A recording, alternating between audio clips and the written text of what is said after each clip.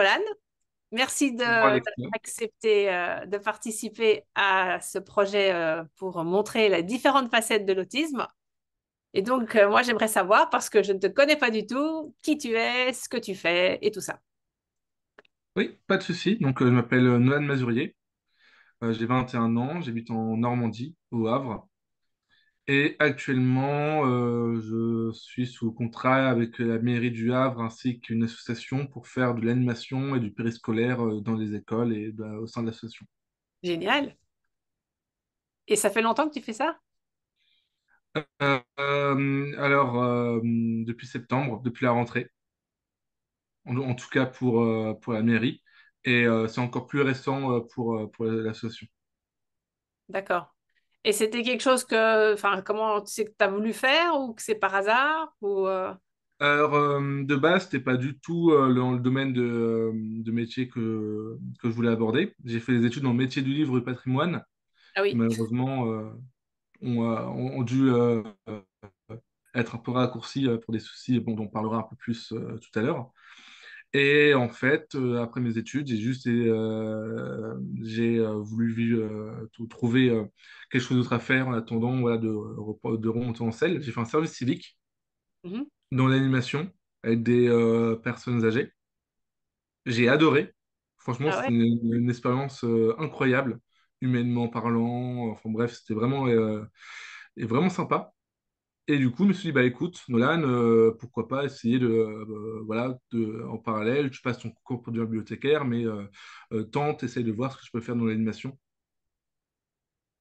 Donc, plus spécifiquement dans le handicap aussi, parce que du coup, grâce à ma double casquette, j'ai un peu les outils pour gérer tout ça. Donc, j'ai d'abord été sur le mois d'août dans un centre de vacances, un centre aéré pour enfants en situation de handicap, où du coup, j'ai fait de l'animation, de l'accompagnement avec des enfants tout handicap.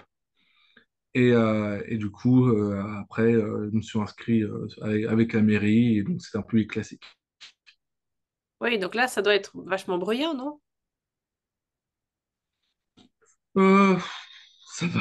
Faut, faut réussir à poser le cadre, particulièrement quand il y a 60 gamins dans la cantine Oui. qui papotent, qui discutent. Faut pas trop être trop sensible au bruit, c'est vrai. Oui, c'est ça. Si toi, ça ne te gêne pas, ça va. Parce que j'imagine qu'il y a certaines personnes, elles s'enfuiraient en courant avec trois Oui, enfants. clairement, oui. Oui, parce que j'ai interviewé une autre personne qui s'appelle Aurélia, qui est éducatrice spécialisée. Et elle est dans un foyer pour enfants. Et elle m'expliquait que oui, les moments de la cantine, c'était quand même assez intense. Mm. Et puis à côté, je suis vice-président d'un GEM, donc un groupe Ah, d'entraide génial! mutuelle. Et grosso modo, c'est une asso qui a été fondée et qui est gérée uniquement par des personnes TSA. Oui. Dont le but, c'est animer différents ateliers selon nos passions, nos intérêts ou même nos compétences pour faire de l'entraide et puis créer du lien. Oui, donc le GEM, c'est groupement d'entraide mutuelle, c'est ça? Groupe d'entraide mutuelle, ouais, c'est ça. Oui.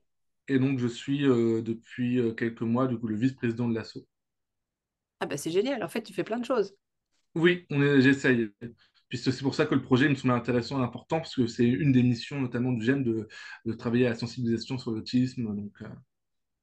Ah oui, oui, c'est cool. Et en plus, tu es la personne la plus jeune que j'interviewe, parce que pour le moment, j'ai eu principalement des personnes diagnostiquées tardivement, vers 40 ans, après souvent des difficultés. Là, j'ai parlé à Angela qui avait 30 ans, 31 ans, et donc toi, tu es le plus jeune, c'est super C'est chouette. ça.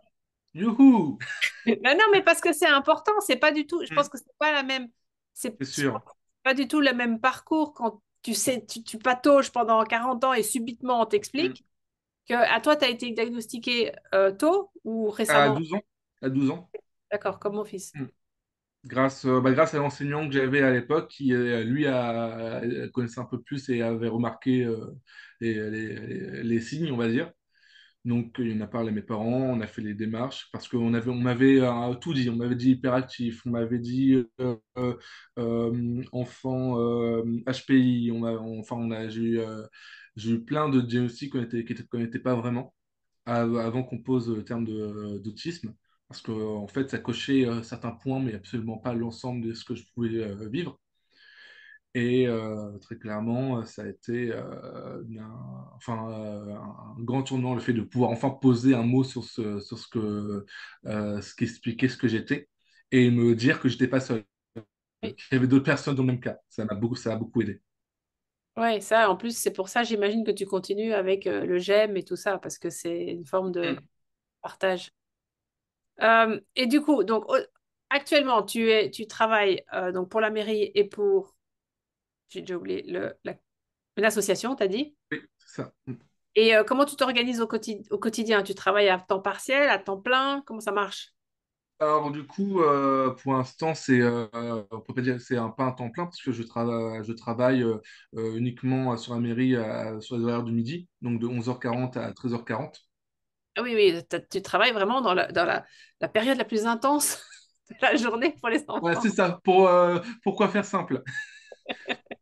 En fait, le périscolaire, c'est vraiment sur les temps qu'il y a Oui, il n'y a pas les enseignants. autour des cours.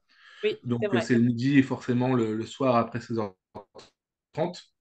Donc, j'ai fait les deux.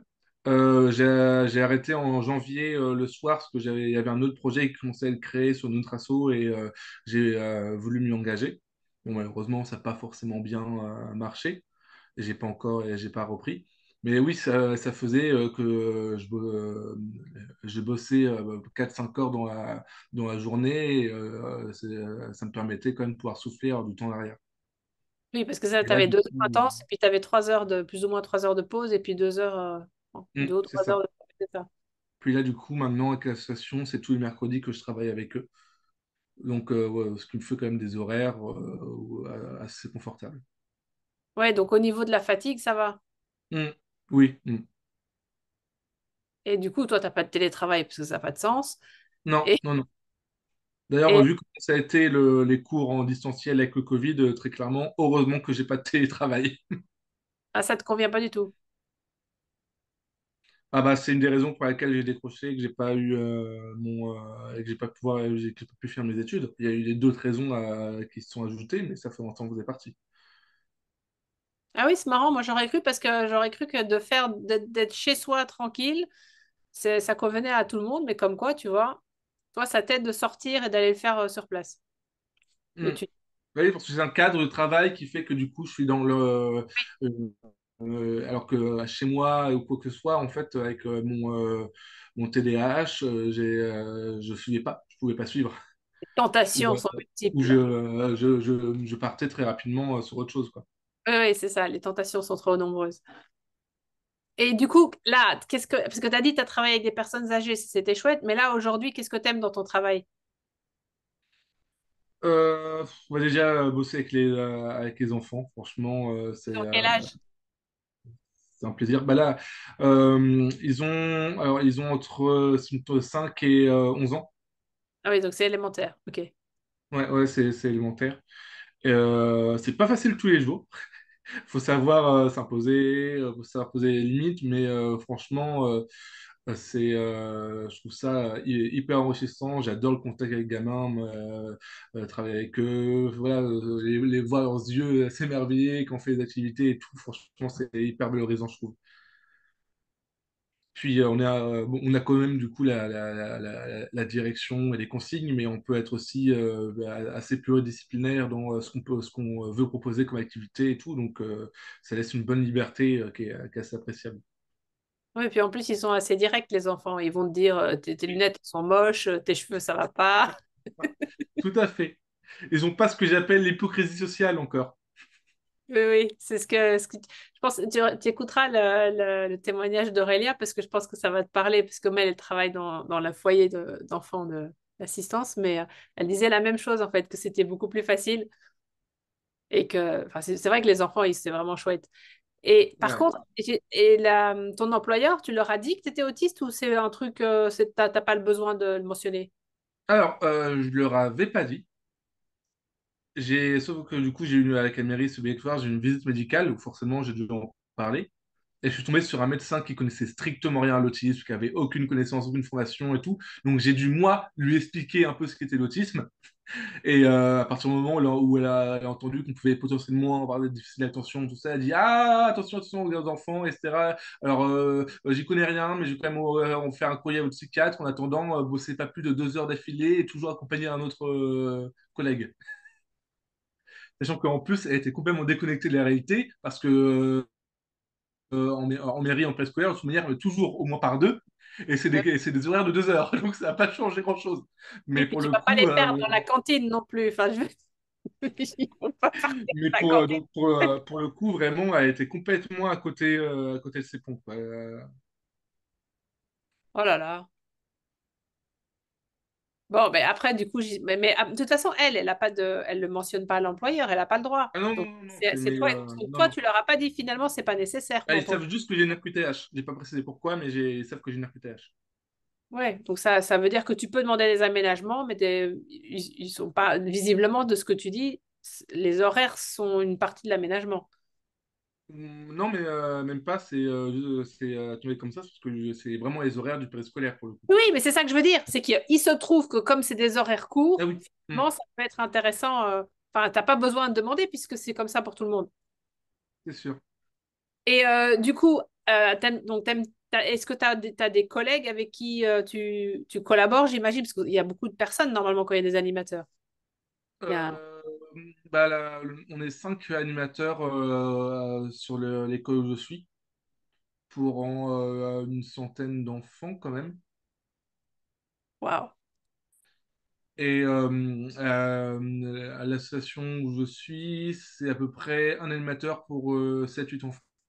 Et l'association, c'est une association qui a pour un public particulier ou c'est général?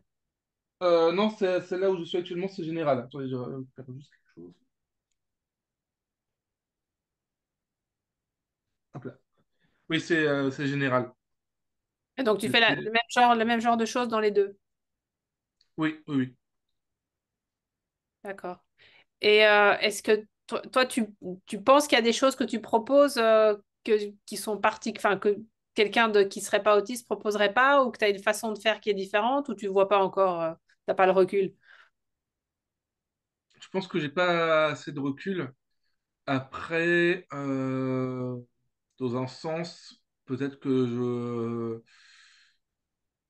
enfin, j'ai une philosophie c'est un arbre avec l'autisme, mais par exemple, dans ce que je me suis mis en tête, c'est qu'à partir du moment où je suis obligé de crier sur un enfant, c'est que j'ai perdu, que j'ai pas, que j'ai à un moment ou à un autre sur mon rôle, j'ai pas assuré. Ouais. Donc j'essaye toujours de régler les situations sans avoir à hausser la voix ou sans forcément entrer en conflit avec l'enfant. Mais ça porte pas forcément toujours ses fruits. Il y a des enfants qui ont besoin qu'il faut serrer la vis. Mais j'essaie de partir de ce principe-là. Parce que je sais que moi, enfant, euh, euh, le dialogue, c'était toujours plus simple que juste être confronté à un adulte qui dit non, voilà, non, bah pourquoi parce que non. Oui. Donc voilà, j'essaye de ne pas reproduire face aux enfants que j'ai les comportements qui ont pu me troubler un peu quand moi j'étais plus jeune. J'essaie d'éviter. Et Et ce qui est rigolo ouais. aussi, c'est que du coup, j'ai, de par mon expérience, sur des enfants que j'ai accompagnés, en fait, sur l'école, j'ai pu aiguillonner des parents sur un diagnostic. C'est ce que j'allais te demander si tu n'avais pas Parce qu'il y repéré. a un enfant en particulier qui avait vraiment mais beaucoup, beaucoup, beaucoup de traits autistiques, qui me faisait énormément penser à moi plus jeune, dans sa manière d'échanger avec les autres, de vivre les temps de récréation, tout ça. Du coup, j'ai pu en échanger un peu avec l'école, tout ça, etc. Et effectivement, du coup, il commence à être suivi et bien, il serait bien TSA. Donc, Ah ben c'est super. voilà, je rends un peu Vraiment, le service qui m'a été rendu à l'époque, on va dire ça comme ça. ouais. Tu as dû leur faire gagner beaucoup de temps. Mm. Ah ouais, parce que j'allais justement te demander, statistiquement, dans les 100 enfants, tu dois forcément avoir Ah au oui, moins oui. Mm. un, voire deux, voire trois, mais peut-être qu'ils sont encore trop jeunes. Mais Déjà, on trouve beaucoup qui sont diagnostiqués tôt d'enfants qui sont 10, oui, dysorthographiques, dyscalculiques, dyslexiques, tout ça. oui, oui. Mais c'est vrai que l'autisme est un peu moins visible pour certaines raisons. Donc, Oui, oui. Et du coup, est-ce qu'il y a des choses est-ce que dans ton travail, tu ressens le besoin de faire attention à certaines choses te concernant ou pour le moment, en fait, tu y vas, tu es content, ça se passe bien. Le fait que ce soit relativement court fait que tu n'as pas besoin de faire attention à ta fatigue ou la faim, la soif, tes collègues, j'en sais rien. Euh, en fait, cela sur l'école, ça ne m'a pas trop posé problème, ça ne me pose pas trop de problème. Après, là où c'était un peu plus compliqué, c'était l'été dernier, quand j'étais avec l'association Saint-Thomas, où c'était du centre aéré pour enfants en situation de handicap. Oui. C'est qu'en situation de crise, j'ai pas forcément les mêmes réflexes qu'une personne lambda, en fait. Ah oui. Je priorise différemment les informations ou les choses à faire, tout ça, et ça a pu être un peu compliqué à gérer un enfant en pleine crise ou quoi que ce soit, parce que j'étais focus sur un truc, alors que en fait, le plus important, c'était un peu l'autre truc. Ah oui, ça c'est embêtant. Hmm. Mais Oui. là, avec un public ordinaire, j'ai pas ce souci-là pour l'instant. Ouais, et après, j'imagine que de toute façon, tu peux aussi apprendre de ton expérience, c'est-à-dire se C'est dire, OK, ça. la prochaine Hmm. fois, tu seras plus, tu vas, enfin, comme tout le monde, en fait, n'importe qui, enfin, tu es quand Oui, même jeune aussi. on apprend beaucoup de son vécu, ça c'est sûr. Oui, oui, et puis tu as quand même un âge jeune où finalement plein de choses sont nouvelles. Oui, Et oui, est-ce donc, oui. dans le GEM, est-ce que tu considères le GEM comme un travail ou comme une activité, enfin, c'est une activité qui te prend beaucoup de temps? C'est une activité qui me prend un peu de temps, forcément, parce que je me suis investi. Je suis vice-président. Oui, c'est Donc, vrai. forcément, ça implique des réunions, ça implique l'organisation de projets, l'organisation d'événements, tout ça.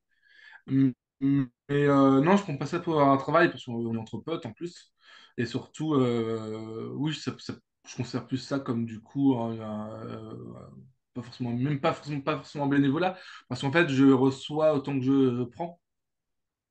Non, c'est la formulation, c'est pas ça. C'est que je donne Non, tu autant que donnes autant que tu reçois. Oui, c'est ça c'est que ça. j'avais compris. Je me suis dit, il y a un truc qui va pas. T'as un peu mélangé les mots là. Mais non, c'est réellement tout ce qui est hyper important dans ce genre de milieu, c'est l'entraide. Oui, oui, oui. Donc, et oui, c'est un engagement. Par contre, c'est un engagement. Je me suis réellement engagé par rapport à cette cause et par rapport à ce qu'on organise. Comment vous faites pour les réunions? Parce que moi, on m'a dit que les réunions, c'était compliqué pour les gens. Donc, vous avez trouvé un système? Alors, on a une astuce pour faire venir beaucoup de monde. C'est que on combine les réunions importantes, qui sont au moins une fois par mois, à un événement, manger une pizza tous ensemble. Ah ouais, Et donc, ouais, mais tu vois, c'est super marrant parce qu'il y a plein de personnes autistes qui vont dire qu'elles détestent manger avec quelqu'un d'autre. Donc, ça veut dire que ça sélectionne certains profils finalement. pas que, en fait, ça fait juste venir du monde parce que des personnes, on leur dit juste, bah voilà, il y a une telle réunion sur tel sujet à telle heure, tel jour, ils vont pas forcément se sentir impliqués et dire, bon, c'est pas très grave, alors que voilà, on se fait un truc pizza convivial et tout, et en plus, à côté, on parle des projets, bah on passe de 5 6 personnes à une vingtaine de personnes Ah quand même. ouais, ah ouais. Ah, c'est dingue. Ah, ben c'est génial. Oui, parce que comme la personne à qui je parlais précédemment m'expliquait que les réunions, c'était super compliqué pour elle parce qu'il y avait plusieurs, tu vois, il y a plein de gens qui parlent en même temps, il faut suivre et tout. Je me posais la question, comment vous preniez, enfin, comment vous faisiez? Est-ce que vous utilisiez un système comme on utilise avec des, je sais pas, des post-it ou un truc sur un ordinateur ou, pour capturer? Mais ça a l'air de marcher, ton pizza, c'est simple, efficace. Hmm. Après, vraiment, le plus gros des travails dans ces genres de réunions, à part quand c'est un CA où du coup, bah, techniquement, on vote, tout ça, donc il y a plus de Oui, débats. Souvent, on fait ces réunions-là pour présenter les nouveaux projets ou les nouvelles idées, les nouveaux ateliers, les nouveaux membres. Donc en fait, c'est souvent la présidence oui, c'est qui des organise tout annonces. ça, qui est Oui, c'est chef de plus des cérémonie, annonces. entre guillemets.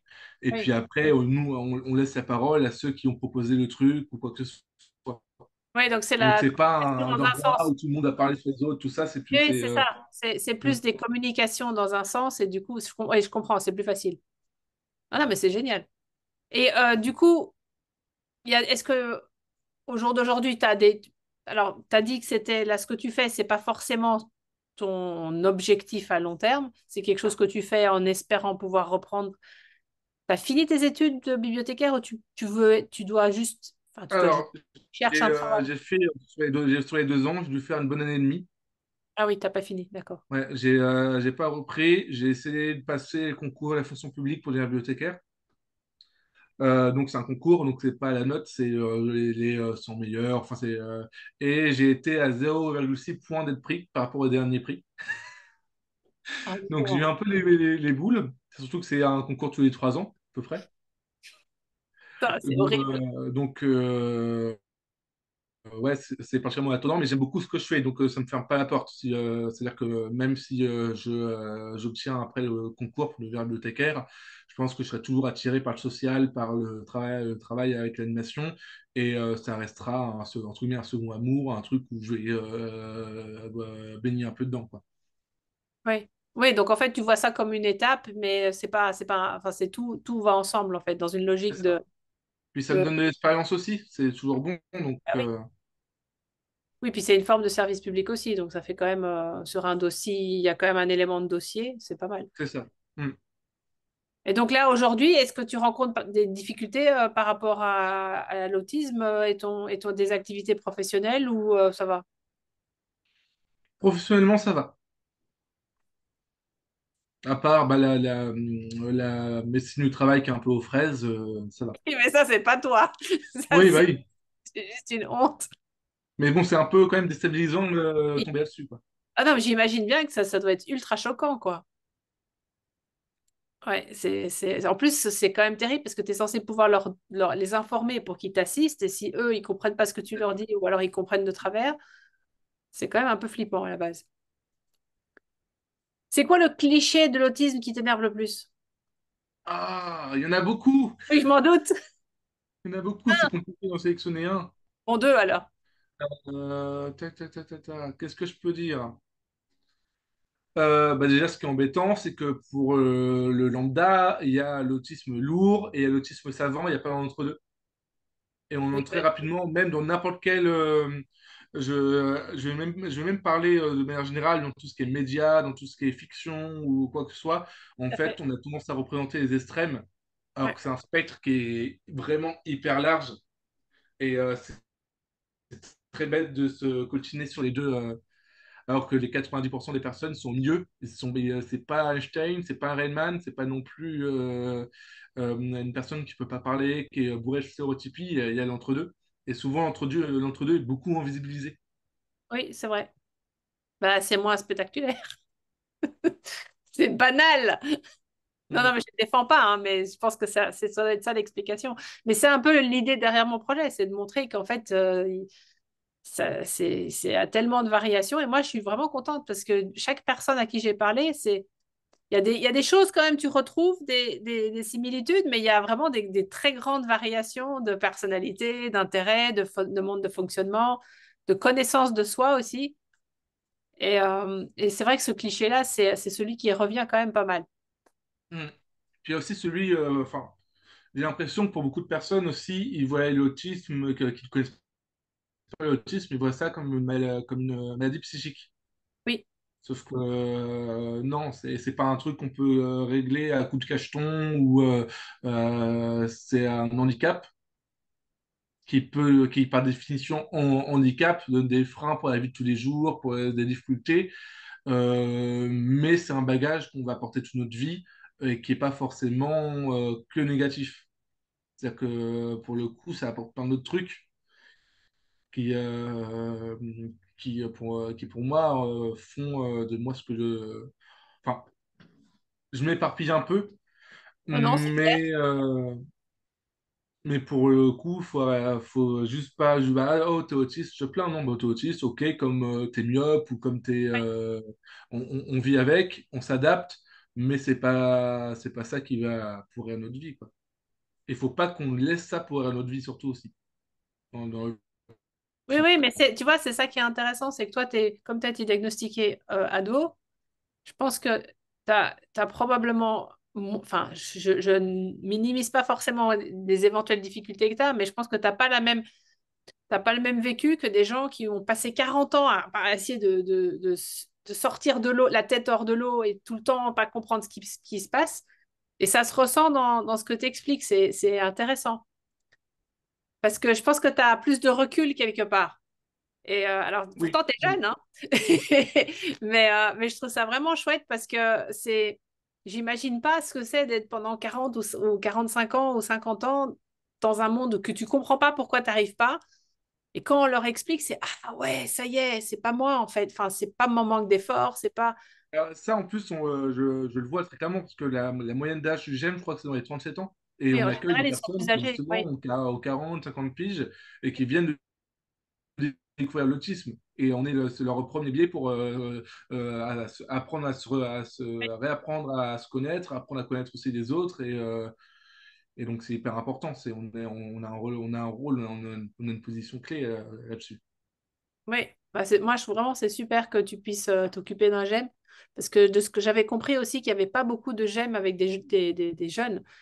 Et du coup, moi, j'ai des amis maintenant qui ont des enfants qui ont 17, 18 ans et ils ont du mal à justement avoir cet aspect, rencontrer des gens qui partagent en tout cas ce profil. Je pense que ça fait quand même du bien d'être parfois parmi des pareils où il ne faut pas faire d'efforts et c'est moins fatigant. Mm. Euh, alors, je ne sais pas si à ce stade, peut-être, c'est peut-être une question difficile, mais quel conseil, toi, tu donnerais à même un ado autiste par rapport à son futur ou les erreurs à pas faire Alors, tu as dit pas se laisser bouffer par le handicap, ça, tu l'as déjà dit, mais est-ce qu'il y a autre chose? Bonne question. Bah, bon, après, je lui dirais de se foutre royalement du regard des autres, très clairement. De rester qui il est, de rester fidèle même jusqu'au bout. Même si la société veut conformer tout le monde, les met dans le... c'est beaucoup trop douloureux d'essayer de se faire une place dans un endroit qui n'est pas à notre taille. Je prends cette image-là. Oui, Très clairement, on souffre beaucoup plus d'essayer de devenir quelqu'un d'autre pour la société que du regard des autres pour être celui qu'on est. Faut être oui, courageux là-dessus, c'est sûr, vraiment, c'est hyper important parce que pendant très longtemps, moi, je me suis perdu.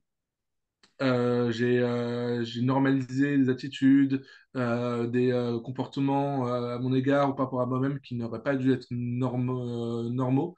Et j'ai accepté pour faire profil bas, pas faire d'histoire, entrer dans le moule. Ça m'a pas réussi, clairement pas. Et à partir du moment où je lui dis, ben, en fait, sois qui tu es, tant pis pour les autres. Franchement, c'est très libérateur. ah ouais, mais c'est vrai, enfin, c'est génial et je suis vraiment contente que tu dises ça parce que je pense que c'est un des messages les plus importants. Parce que quand on est une minorité, essaye toujours de se dire qu'il faut être une pas minorité, sauf que tu contrôles pas certaines choses. Et je pense que tu as raison, hein, c'est assumer qui on est. De toute façon, souffrir pour souffrir, autant être soi-même. C'est ça. Puis, Oui, de manière générale,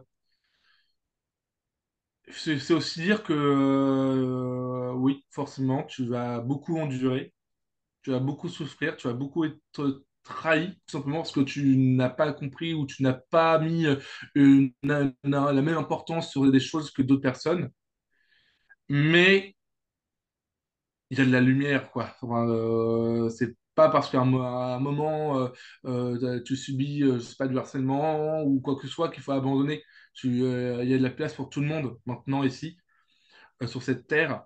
Et c'est trop bête, ça leur donnerait la victoire de tout arrêter juste parce que les autres te font subir ta différence. oui, Parce que vraiment pour un tout jeune, dans 10 20 ans, tu vas te rendre compte que c'est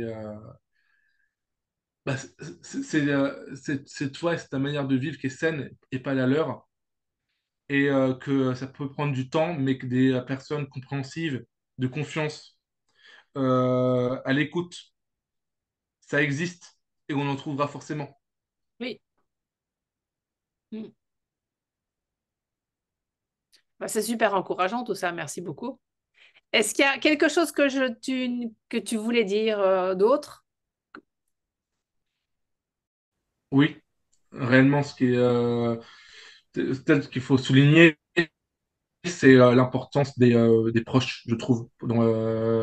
Très clairement, ça dépend des personnes. Il y a des personnes qui où leur famille a très mal vécu le diag, qui sont encore dans le déni ou quoi que ce soit, mais c'est même pas forcément de la famille, mais qu'une fois qu'on a des amis sur qui on peut compter ou des personnes, ben, en fait, c'est carrément pas du tout la même expérience, c'est pas le même vécu, très Oui, clairement.